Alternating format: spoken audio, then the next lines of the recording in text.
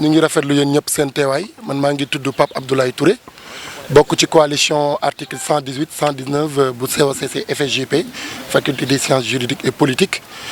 donc tey lu waraloon ndaje bi lenn kese la mooy que ni seetlu nañu fan yële ca ginnaaw amoon na ay yëngu-yëngu ci biir université ay yëngu-yëngu yoo xamante ne à la suite ci proclamation résultat élection amicale yi la woon. parce que daf ciy baax ñu delluwaat un peu ginnaaw pour mën a expliquer li nga xamante ne moo fi xewoon exactement li fi xewoon lenn la mooy que ñun waa coalition article 118 119 COCC dañoo dem élection le lundi 7 juin bii ñu génn bu ñu demee élection voté 8h ba 18h presque 10 heures de temps ñu toog di ko voté ci cyber yeeg ci bureau de vote yi nga xamante ni lijjanti nañ ko loué nañ ko. pour di mën a anticiper le vote des étudiants bu ñu voté ba 18h parce que d'habitude c'est comme ça et ça se passe toujours comme ça ci faculté yëpp soo voté ba 18h parce que Campus Sène ni ñuy voté wee Campus Sène ministère de l'enseignement supérieur moo koy gérer bi ñu voté wee ba 18h Campus Sène dafa bloqué li nga xamante ne mooy ministère bi dafa bloqué plateforme Campus Sène 18h06 ñu proclamer résultats yi. et à notre grande surprise résultat yi joxe que ni ñun waa coalition COCC ñoo remporté li nga xamante ne mooy élection amicale faculté des sciences juridiques et politiques avec 6384 voix malheureusement suñu adversaires yi ñoom ñu am 0 voix mu jaaxal ñëpp mais comme tey balaa ñuy dem ci ay élections dañoo toogoon ñun ñëpp ci néeg toog ak le doyen de notre faculté ñu tënk ne képp koo xamante ne liste nga wala coalition de liste bu dem ci élections yi. di tenter pour frauder li nga xamante ni nii tey mooy résultat yi pour mën koo salfaañe pour mën a gagner suñ la jàppee dinañ réduire sa compteur à 0 moo tax ñun bu ñu gisee seen i 0% appréciation boobu la ñu ci am maanaam suñuy adversaire xëy na dañoo tenté woon di frauder ñu jàppale ñu réduire leen à 0 mais bu ñu ñibbisee ci campus bi à notre grande surprise également ñu gis ne am na ay actes yoo xamante ne yu ñuy ñaawlu la te mënuñu ko rafetlu benn yoon yu fi am. muy lan muy ay actes de saccage ay actes de vandalisme dugg ci restaurant yi saccagé ko empêcher tous les étudiants ñu jël seen i dîner saccagé li nga xamante ne bien public la appartenant à tous les étudiants mais bu loolu di am ñun coalition COCC ñun ñëpp xam nañ ni suñu couleur bleue la te ci biir vidéo yi ngeen di gis yéen ngeen jot ko relaté ko ci seen organe de presse yi xam ngeen ni ñu def jëf jooju nekkul couleur bleue parce que mënoo gagné ba pare di wër di saccagé. bu loolu weesoo ñun bokkoon nañ ci ñu doon exiger à ce que ay sanctions am parce que dañoo jàpp ni violence ak acte de vandalisme su continuer di wéy ba léegi ci campus universitaire bi c'est parce que effectivement y a lu ñuy wax impunité ci violence yooyu moo taxoon ñu bëggoon impunité yooyu dañ par tous les voies nag muy communiquer muy fu ñu mënti jaar nañ fa pour wax na sanction am waaye bu sanction amee dafa am lu ci bees mu jaaxal ñu trop. ñu jàpp ni ñun acharnement la ci suñu kaw parce que ku tojul yàqul dem bay sàkku pour ñu teg ay daan ñi nga xamante ne ñooy les vrais coupables de ces actes de vandalisme et de violence tey résultats yi génn parce que dem nañu audition njëkkoon nañu dem instruction fii ci suñu faculté jóge instruction dem commission de discipline vendredi bii passé bu ñu demee commission de discipline lenn lañ ñu doon toppee ñun waa coalition article 118 119 bu COCC lan lañ ñu doon toppee muy un message de protestation boo xamante ni nii ñun ginnaaw ci après élection yi ginnaaw résultat yi suñuy adversaire posé nañu peut-être ay actes de vandalisme ak de violence suñu doyen faculté xëy le lendemain génnee communiqué ne annulé na élection yi te l'année passée bu ñuy dajeeg moom fii ne ko ñeekat dañuy utiliser ay actes frauduleux maanaam dañuy bloquer suñu puce lenn la ñu waxoon je ne suis pas compétent je ne suis qu'un superviseur et que man je me contente ci résultat yi may livré muy résultat final yi donc moo tax ñun ñu poser que question ci suñu biir message de protestation ne ko depuis quand vous êtes compétent monsieur le doyen vu que l'année passée yaa ñu waxoon ni vous n'êtes pas compétent pour annuler ay élections ren ñu gis ne à moins de 24 heures annulé nga ay élections donc depuis quand vous êtes compétent boobu nekk benn ñaareel bi mooy suñu camarades yi suñu adversaires yi utiliser wuñu les procédés maanaam binduñu recours te dañoo waroon bind recours au bout de 72 heures respecter procédure bi mais defuñu ko ba pare doyen au-delà de cette vice de forme ak de fond mu teewul génne na communiqué annuler élection yi ñun nag bu mu annuler élection yi métti nañu parce que nous ne sommes que des humains mais métti ñu taxawul ñu wàcc ñun tamit ci mbedd mi parce qu'on a la masse mënoon nañ wàcc saccager violenter jaxase université mais duñu ko def parce que suñu moomeel la suñ ko yàqee suñu bopp la ñu yàqal moo taxoon on avait prévu d'écrire un message de protestation et de l'envoyer à notre autorité muy le doyen de la faculté laaj ko ndax est-ce que depuis quand le compétent ba pare ne ko ñun d'accord ñoo yow ci annulé bi nga annulé élection yi ci parparloo ci parax-paraxi looloo tax ñu yóbbu ñu conseil de discipline ñun waa coalition article 118 119 COCC mais du violence du acte de vandalisme du leneen lii moo tax ñu yóbbu ñu conseil de discipline et à notre grande surprise bu ñu demee conseil de discipline résultat yi démb la génn jàpp leen ni képp koo xamante ni coalition COCC nga bokk ñu yóbbu la conseil de discipline gën gaa gàtt jëlee nga fa 2 ans de suspension man mii di wax ak yéen 5 ans la ñu ma aj et pourtant man ak ñi ñu aj 2 ans ñoo bokk les mêmes messages yu ñu yónnee suñu doyen message boo xamante ne amul insulte message baa ngi nii peut-être après nañ leen ko partager su ko defee yéen way laa ñu lire ko rek monsieur le doyen depuis le début on ne doutait pas de votre impartialité mais au regard de ce communiqué sachez que toute la communauté universitaire est dessus. Depuis quand vous êtes compétent pour se prononcer sur des résultats? L'année dernière, lorsqu'on vous a informé que ces gens utilisaient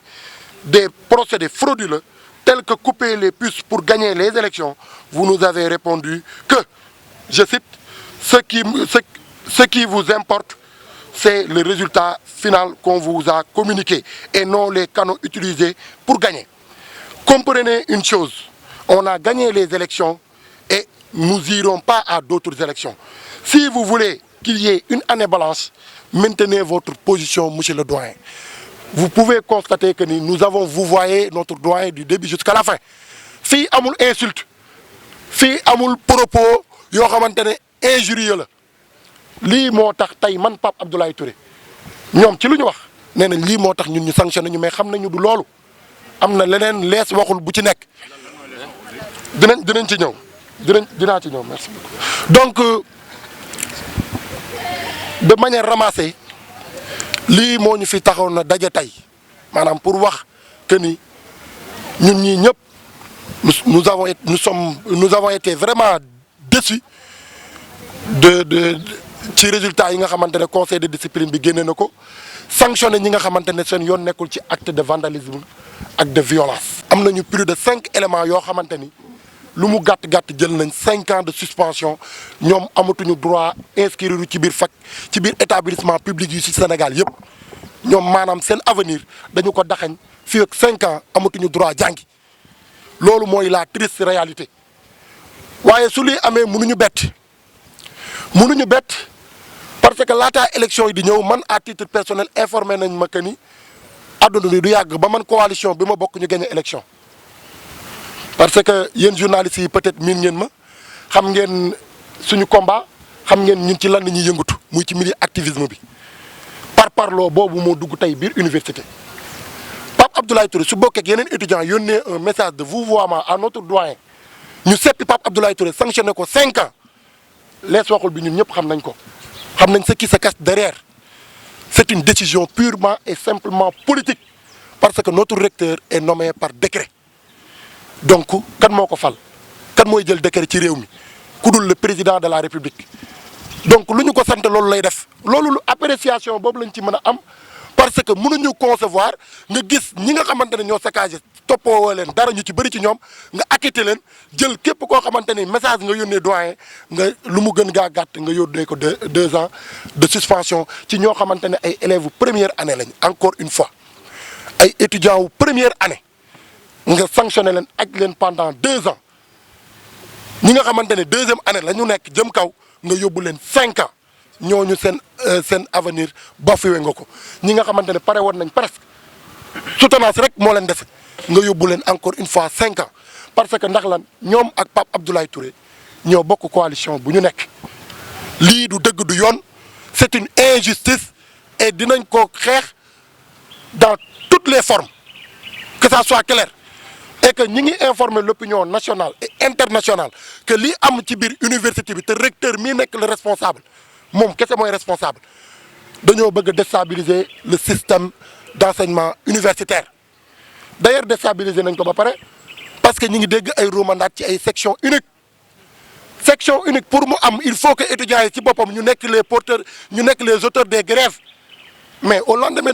des élections ñun waa coalition COCC fleur yëla ngeen di gis si ginnaaw bu suñu adversaire rombé fii saccagé ñun ñoo génnee suñu xaalis dem jënd ay fleur ñoo remplacer ko ñun ñoo mobiliser suñu troupe ñëw nettoyer lépp luñ fi saccagé woon donc ñun suñu tàccuwul suñu félicité wul ci manière bu ñuy syndiqué je pense que waruñu ñoo sanctionné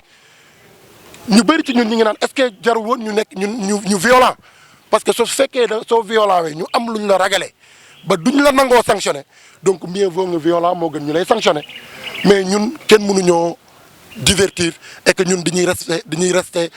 droit ci li nga xamante ne moom mooy suñu position initiale muy syndicalisme neneen lañ ko war a defee.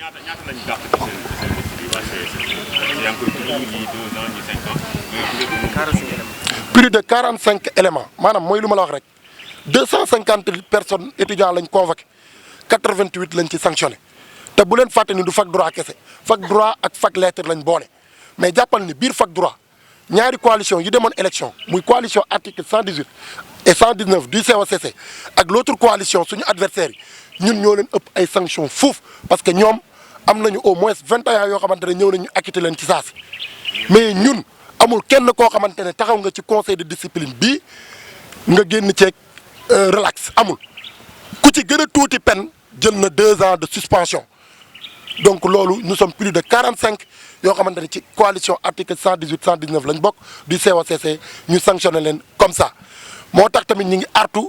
di interpeller directement le chef de l'État ne ko université bi du ñu nangu ñu fiy néewal étudiant doole sous prétexte que ni bokkul maire national sous prétexte que ni d'accordul ak nguur gi wala ki jiite réew mi ci politique bu muy mën a ci réew mi loolu duñ ko nangu tey duñu ko nangu ëllëg ségam nag ñun ñooy xeexal ay sénégalais yoo xamante ne peut-être mën nañu wax ne amuñu sax lien direct ci injustice yu ñu leen teg sàkkaatuma ak injustice boo xamante dañ ñu koo teg ñun directement dinañ utiliser toutes les voies et recours d'ailleurs dinañ introduire benn déféré au niveau de la Cour suprême chambre administrative Cour suprême pour réclamer l'annulation de cette décision purement et simplement politique mais aussi également dinañ utiliser yeneen voies yi nga xamante ne jàpp nañ ni bés bu ñu ko utiliser wee dinañ am ndam ci lu ñuy xeex parce que lii du dëgg du yoon teguwul fenn et que nous interpellons encore une fois pour terminer le doyen de notre faculté ñun waa coalition COCC du ñu nangu ñu fiy def session unique alors que étudiants yi nekkul woon ñoo doon grève professeurs yi ñoo doon grève donc nous ne sommes responsables de rien donc section unique du fi amee ñuy jël ñi nekk position de cartouche yëpp di leen dàq comme xaj sous prétexte que ni université dafa fees il va falloir que ñu dàq ñu bëri pour que année prochaine ñu mën a orienter étudiants yi du ñu ko nangu tey du ñu ko nangu ëllëg c'était le message qu'on voulait passer wasalaam jërë ngeen jëf